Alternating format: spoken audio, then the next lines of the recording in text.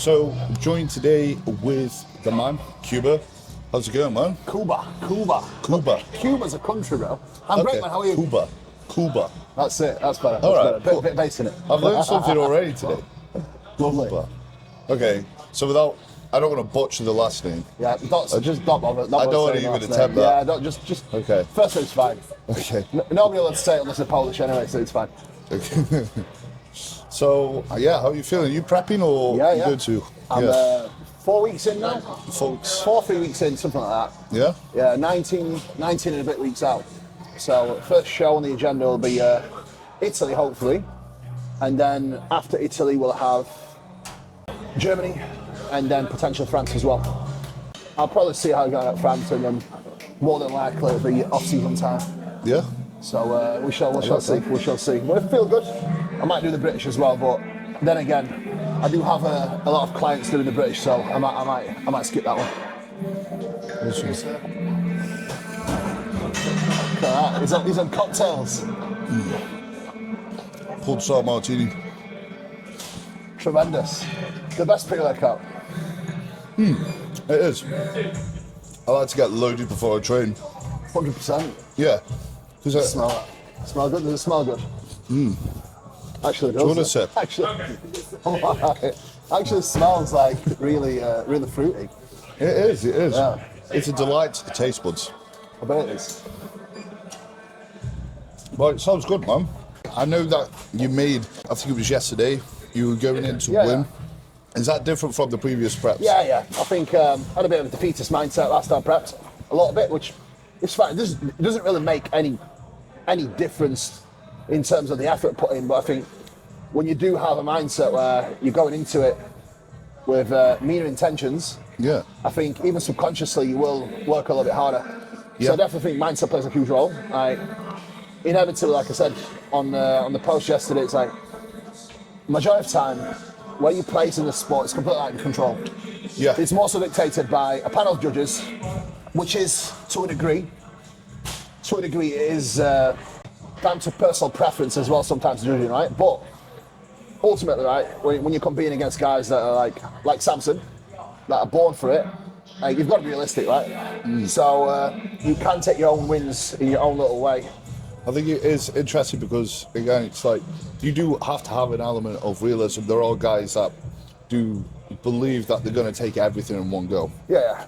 But at the same time, there is a different vibe to the prep itself when you know you're trained to win. Yeah. You know, and it's like if you're in the prep, I'm trained to lose. Even subconsciously, like you say, that's going to change. It makes the prep more fun as well. You know, it's more exciting. It's like I'm going to go and I'm going to aim for the first place. You know, I'm going to aim for that first call-up, and that's actually some of the mindset of what I've got, because I know I've just got to keep throwing myself to this and see where I land, and then I'm just going to keep throwing myself like I'm going to win the competition. No, cool. I know I'm going to get back up and I'm going to keep going, but I don't because when you put the goal so far away, it's like maybe I win in 5 years' time, especially during the off seasons. You can hold yourself back with that mindset, but if you put a countdown, it's like, okay, cool, I'm going to prep this year and I'm going to prep to win, so I have to act like someone who could win a pro show. And that goes into every action that you do. Yeah, absolutely, I think so. I mean, that definitely makes a big difference. But even for guys that are not really doing any pro shows, guys that are just in amateur ranks, right? I think the same attitude. Yeah. I think a lot of people have got a defeatist mindset. They focus on what they cannot do rather than what they can do. Yeah. So having that bit of a mindset switch will make things easier. And and ultimately, look, it's bodybuilding, right? If I did this to win pro shows, I would have quit the day I got a pro card. That's as simple as that, because you look at the standard today, and you look at the guys that are competing today that haven't qualified for Olympia yet, and you look at the shows that are left. Yeah. Some guys that are Olympians that have been to the Olympia will not qualify this year. Yeah. And they won't, because they'll be getting third, fourth, fifth place at most of the pro shows. So you have to understand that the level of the competition is ridiculous, It's especially extreme. this year. Yeah, when you look at the people who've been pro for a good few years, like someone like a Mark Hector, fantastic physique, and he's still going for it, and he's going to get it. Again, it's a matter of patience. The sport is, but it's also not being defeatist within the meantime, and that's a balancing act. Because again, Mark will get it. It'll still be hard for him, but even now, like his. As a reference point, he's 5'7", he's 128 kilo right now, lean with his glutes boxed off. Yeah. So that's the levels. He's probably going to be on stage about 120 kilo. Yeah, I think we'll probably land on stage about 120 kilo this year. Yeah. Which is ridiculous at that height. So that gives you the gap in terms of what needs to be done. So you've got guys like James that haven't qualified this year, and he's one of the best of Britain. And to be honest, I can't really see which show potentially he could even do right now with what's left. Yeah. To be able to qualify, and because of the guys that still need to do the shows, right? Even Cielan, like he will probably win one of the shows. Yeah. But look who he's taking qualifications off of guys that are legit Olympians, right? So absolutely, yeah. It's been a crazy year in terms of competition. It is. It's fucking especially when you break it down like that. I think taking away the point system makes it harder. It's made it almost impossible for some guys to ever get to Olympia taking away the point system. Yeah, and it's like to actually win a show, you've got to be one of the best bodybuilders in the world. That's the case now. I'll be honest with you, looking at the guys that are competing now, some of the guys that have already been to Olympia, I don't think they'll qualify ever again. Yeah. And that's the sad reality. Yeah. Well, that's the thing. I think this is we've got to be real with yourself and kind of focus on the process as opposed to anything else. Because if you just focus on that, I think you're in for a miserable prep and miserable off seasons. So you've got to kind of figure out why you do this, and more so focus on the process and take wins from the process as opposed to anything else. Yeah, because I mean, obviously, if you're in love with the process. I remember this after losing a show, and I was like, fuck, I'm not good enough to be a bodybuilder, I should quit. And I'm like, am I going to quit? Am I going to stop eating the way I do? Am I going to stop training? No, I'm not, because I like the process. I'm going to do it regardless. And that really put things into perspective for me, that I love the process that much, that I'm going to do it continuously, and then we'll see where I go. We do it for the process, and you find these people make the most progress within the sport.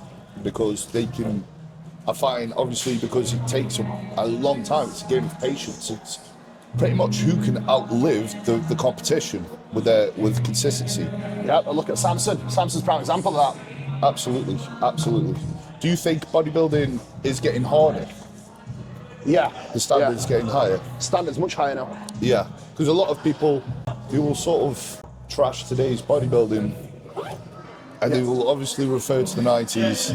Yeah, but they're the people that didn't need to win a show to go to Olympia. All they needed to do is get a top 3. They're the people that would not even get a top 5 in any standard show this time round at this in this generation of time. So, it's they can slag it off all they want, but we've seen the high HD quality pictures. And back in the 90s, when you look at the guys that are outside of the top 3, none of them are really in shape.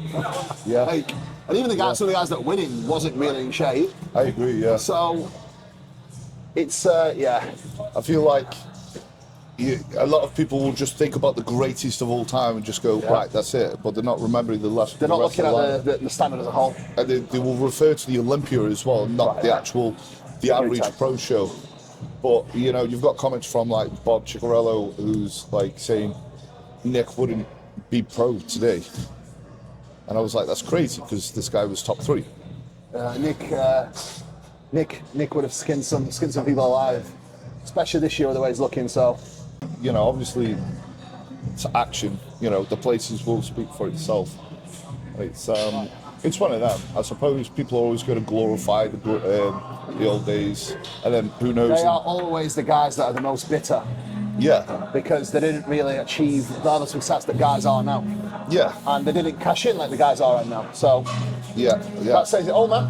It does. So today, legs. You have a plan? What's the makeup of the session? Leg curl, leg extension, leg press, seated hamstring curl, calf press. Very, very Yeah. Easy session on paper, but it'll be good. So Gruesome, yeah. let's get it. Awesome. Let's Right, go. let's go on.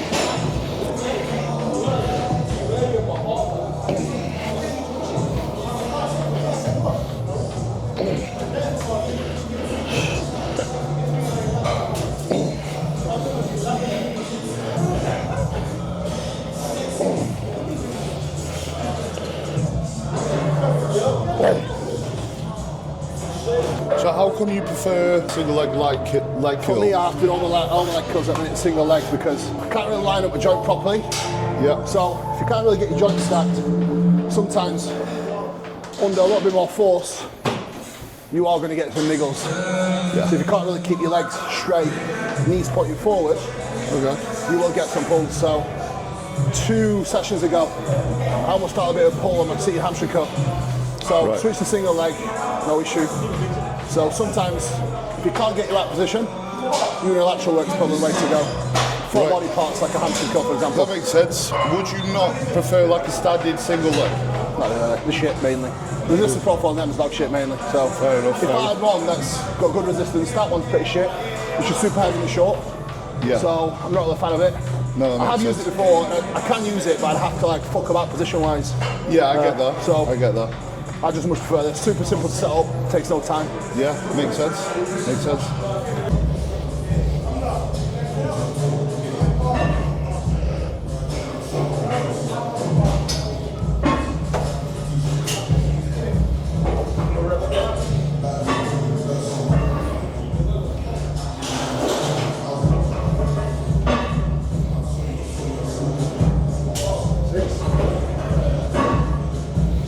Easy work.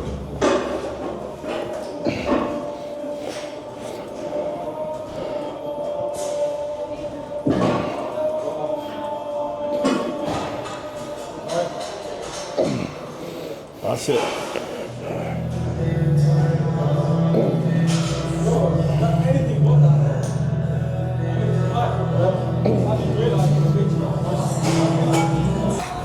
Rotate your feet in, knees pointing in, feet in a little bit.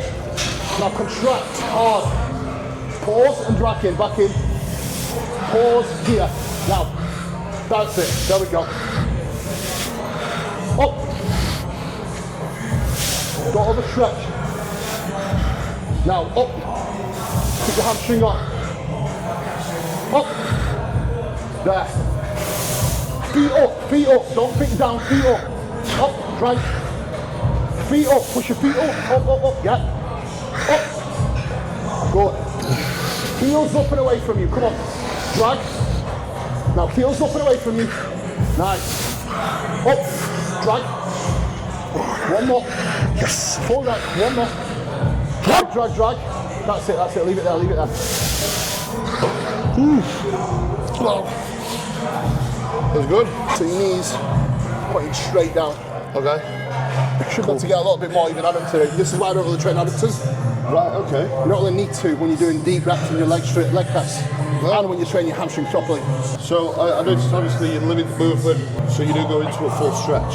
So you can't really do a full stretch on a hamstring curl. Yeah. It's like doing a bicep curl and trying to do this. Yeah. There's no resistance there, so you've got no business really going there. Unless you are doing a stretch position bicep curl, Yeah. which is equal of you doing an RDL for your hamstring. Yeah. So you focus on the stretch in an RDL. Yes. You don't focus on stretch in a hamstring curl. No. Just as you would in a bicep curl, you wouldn't focus on stretch in a preacher curl. Yes. And you'll incur more injury, more wear and tear. For biceps, yeah, but for hamstring, really, like when you get to this point here, to do this, Yes. so nothing there. Fair enough. Generally, most knee pain will come from you just letting the knees flop out to the side. Right, okay. Think about line of force, right? Yeah. We'll do a straight line. Yes. You let knees come out to the side like this, what do you think's Yep. happening? Yeah. Pull your straight on your knee, right? Everything you do, you want to line it up. Get your adductors jammed in together, feet pointing up and forward, knees pointing up. Yes. Then boom, like a fucking machine.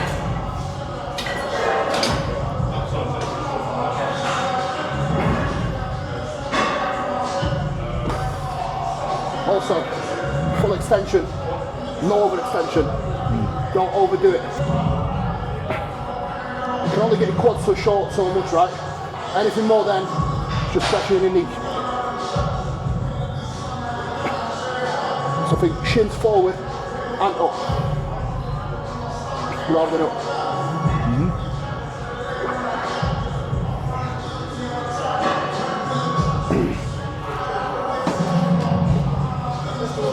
See how it feels?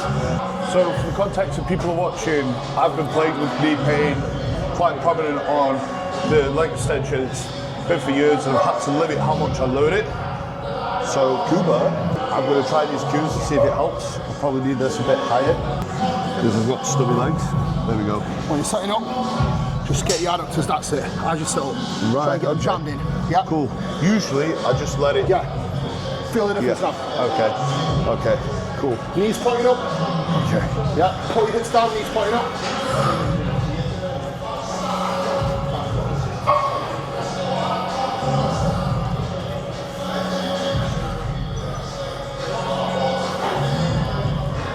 Nice. Toes up. Get your toes up a little bit. I'm trying. Hips down harder. That's better. Hips down hard. Drive. Hips down hard. Drive, good. Nice. Hips down hard. Good. Feels good. No knee pain. No knee pain. One of the things that's different for me, because I think as my adductors have developed, I'm just letting them go like that. Yeah. Not making a conscious effort of actually squeezing these together whilst pushing out. Yeah. And that gives me the alignment to negate the knee pain. That makes sense. Beautiful.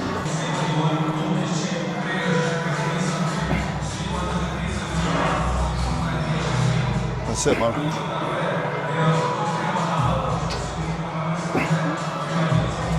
Take it.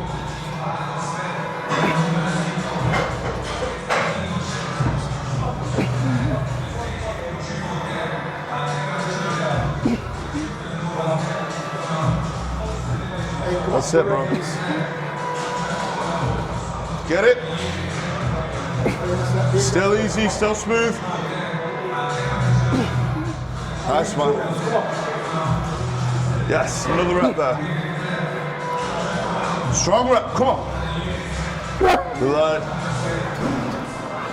Yep. Yes. There we fucking go. Easy work. Okay.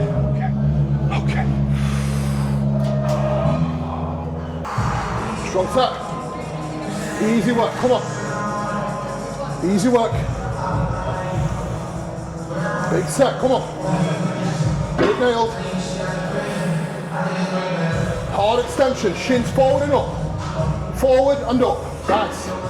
That's better. Forward and up, come on. Pull them hips down. Hard extension, shins forward and up. Good. Forward and up, come on. Good. Work, come on. Good. Drive, good. Yes! Come on, work. Loads more in the tank, let's fucking go, come on. Power here, come on. Drive. Better. Yes! 5, 4, 3, 2, 1, come on. Work. One more. That's it, 4. Yep. Here we fucking go. Oh, good. Perfect. Good set. So, one on, one off. How come you're not thought about doing a bit more higher frequency and potentially even less volume? So, for example, 2 on, 1 off, but removing some of your set extensions. So you could potentially do like a Dorian split where you do push posterior, rest, rest, and then I think you had pull and legs and rest. See, my volume's already quite dirt low. Yeah. Like I say, I'll do 2 sets of leg extension, 2 sets So on. how many sets total per workout? Per session? So that would be about 6, not including adductors and calves. Yeah. Well, so similar, yeah. Because normally so for legs, we do 8 sets total, or 7 sets total. Yep. That's with calves 9. Yep. Do you know what I mean? But again, nothing past failure. Yes. So just a way maybe to try and squeeze more frequency in for you, which potentially keep your volume low, don't increase your volume. Okay. Because the frequency will increase your volume for you. Yes, for sure. So potentially you could just go, right, no more force reps, no more fucking drop sets, clean fucking focus sets with a little bit more high frequency and see what happens. Yeah. But you have to just keep this control where you go in with focus. Like, I don't listen to music. If I listen to music and rub myself up, I fucking blow my load because I go bananas. Do you know what I'm saying? So, right, that's a big one. Use your fucking training as your time. It's like a spiritual experience, right? For me, my training time is for me to fucking zone out completely. I don't want to listen to anything. I don't want to listen to no one. All I want to do is do this. Okay. Do you know what I'm saying? And do it with people I like. Do you know what I mean? So you don't hype yourself up before, during, or whatever? If I do, I'll do something bananas, like, and then it's like, because I'm so hyped up, I have less self-awareness. Yes. For injuries as well, because I can move significantly more load. Yeah, and that's my incentive behind doing it. It's so I can do shit that's bananas and fucking. You tear your fucking pec, you're done. Yeah. Tear your fucking quad off, you're done. For sure, yeah. I think it gets to that point when you train where you have to switch to it. Yeah. Initially having that where you go, helps get that intensity. It's like you still get the same intensity, but use it as more like a focused aggression. Do you know what I mean? Yeah. So focus as opposed to just going, think about it. A lot of things like, you'll notice, I don't use my phone in the session, ever. No. Ever. The only time I would use my phone is to change my music, but that's it. Like, that's fine. I'll put it on Do Not Disturb. But no flicking, no Instagram, no, I can't do that bullshit. shit, man. I can't do that shit, because it does take away your focus. 100%. Because like something like dopamine as well, you want to get your dopamine from that. Oh yeah. If you like takes the enjoyment out of the training. It does, yeah. You get distracted, you're like, re-engineering machines over here. Let's go. Nice.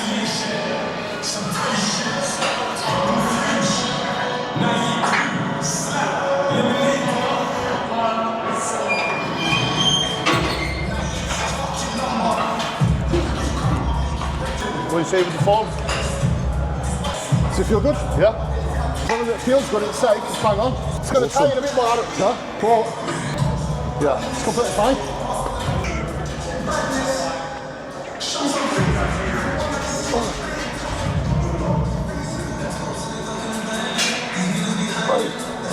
This is where I would usually lose my shit.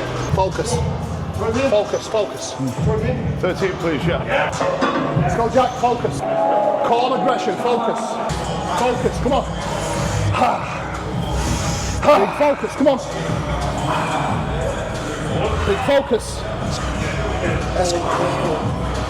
Let's get it. Big boy set. Work, come on. Easy, come on.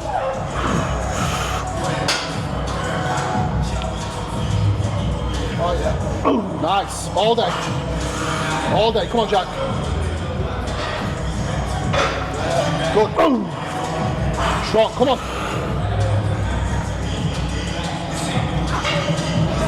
Strong. Come on. Strong. Good. Yes. Come on. Come on, right. Let's go back in. Come on. You drive. Strong. What's that? Wow. So Kuba approved set. Beautiful set, mate. Yeah. Beautiful set. If you like, from an execution standpoint, right? If that foot stance feels good for you, and it's safe, do it. Yeah. Some people might look at that and be like, well, you should put your feet there. No. It's like, that feels good. Yeah. There's no joint pain, good depth. You're good to go, man. People have got a bit of a one-dimensional mind when it comes to training. You know. And they shouldn't, because ultimately, like, that stance works for you, it might not work for someone else, but it's a great fucking strong stance for you, so get after it. Just unwrap me when I get in, yeah? Yep. Stay with me just in case. Okay.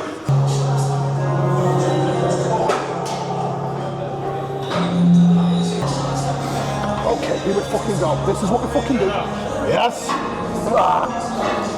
Oh, This is what we fucking do. This is what we live for. This is what we fucking live for. Yep.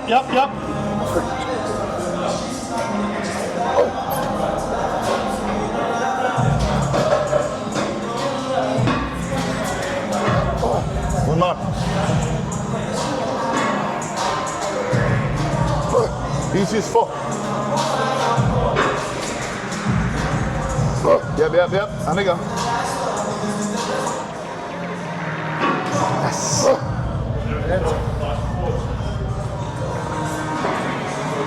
Yep.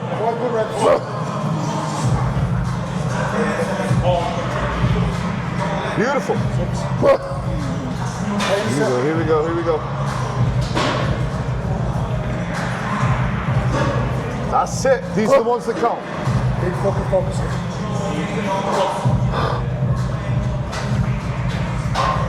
That's it. Yes. Rack.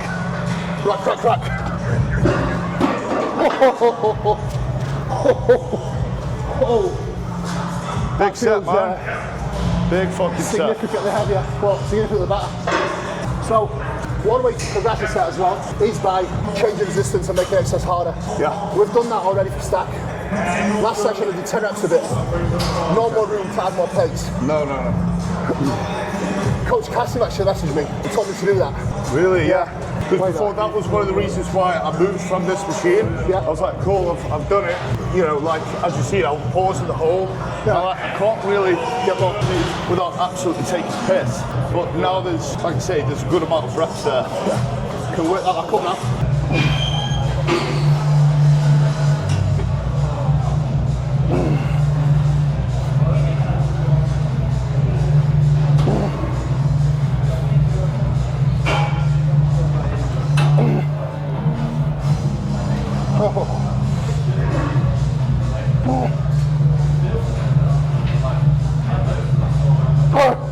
That's it.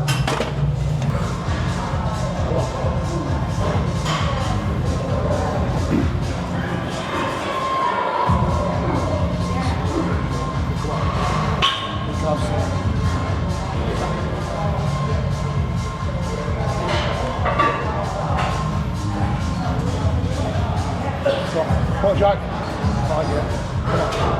Easy.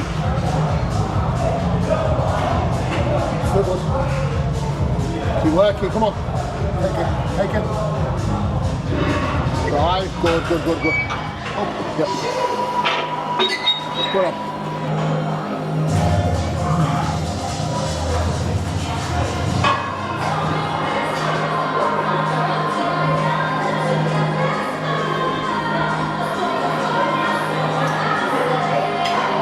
Come on, big boy. Back in.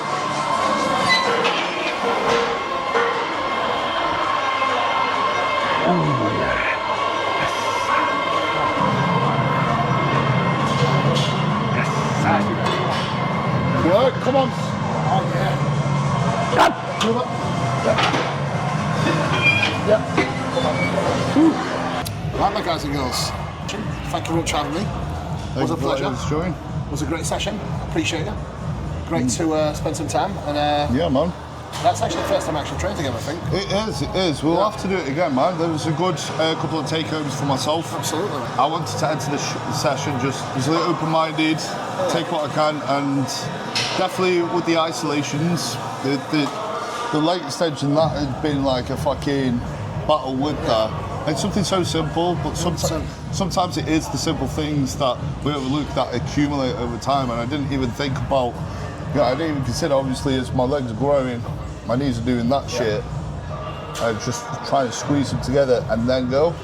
Zero knee pain. Yeah, 9 times out of 10 is super simple. Like, training is simple, but the problem is people overlook the simple stuff and they try to look at the complex stuff without nailing the simple stuff. Absolutely. So everyone has it a little bit backward at the moment, but They do, yeah. yeah, mate, appreciate your time, guys. Hope you enjoyed it. If you have enjoyed it, comment massive links below and make sure you subscribe to the channel. All the good stuff. Support Jack is the main man.